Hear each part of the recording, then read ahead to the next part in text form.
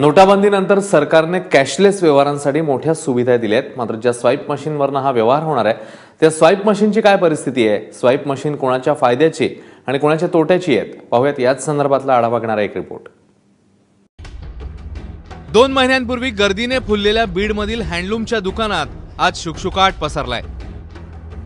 नोटाबंदीच्या निर्णयानंतर पैशांअभावी ग्राहकांनी पाठ फिरवल्याचं चित्र आहे. कॅशलेस व्यवहाराच्या दृष्टीने दुकानाचे मालक चंद्रप्रकाश सेठींनी बँकेकडे स्वाईप मशीनसाठी अर्ज केलाय.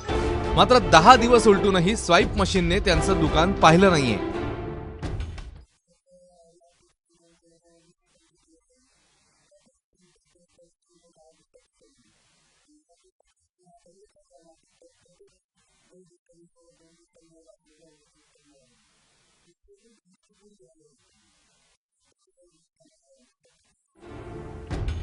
सुभाष रोडवरील राजेंद्र मुनोत यांच्या दुकानात सध्या 3 स्वाईप मशीन आहेत. मात्र कधी कधी मशीनच्या सर्व्हरला प्रॉब्लेम निर्माण होतोय.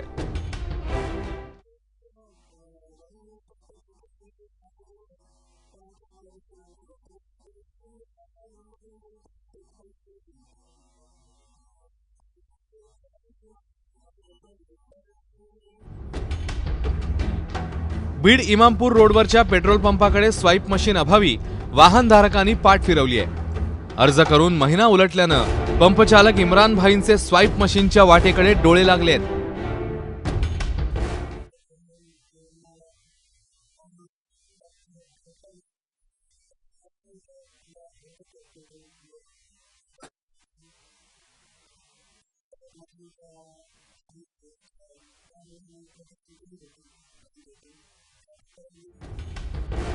मोंढ्यातल्या एकाही व्यापाऱ्याकडे स्वाईप मशीन आलं नाहीये.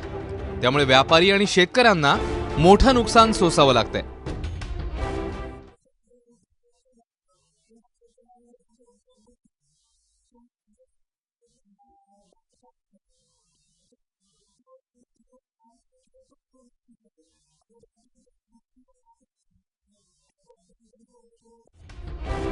स्वाईप मशीन लावल्यामुळे आपला सगळा व्यवहार उघड होईल या भीतीने बहुतांश व्यापारी स्वाईप मशीन घेण्यास टाळाटाळ करत असल्याचं चित्र बाजारात पाहायला मिळते.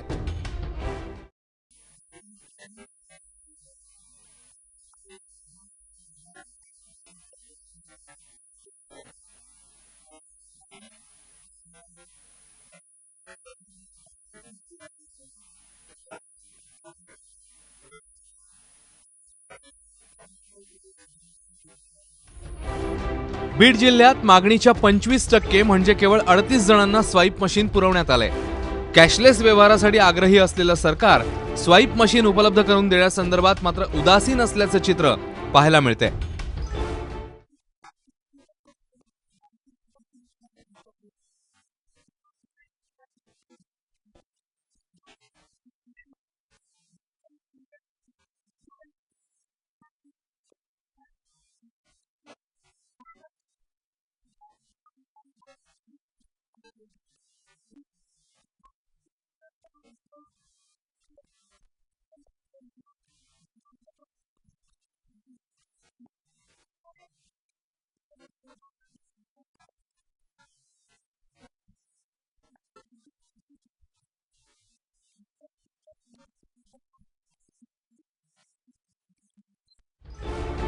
गोविंद शेळके, एबीपी माझा, बीड.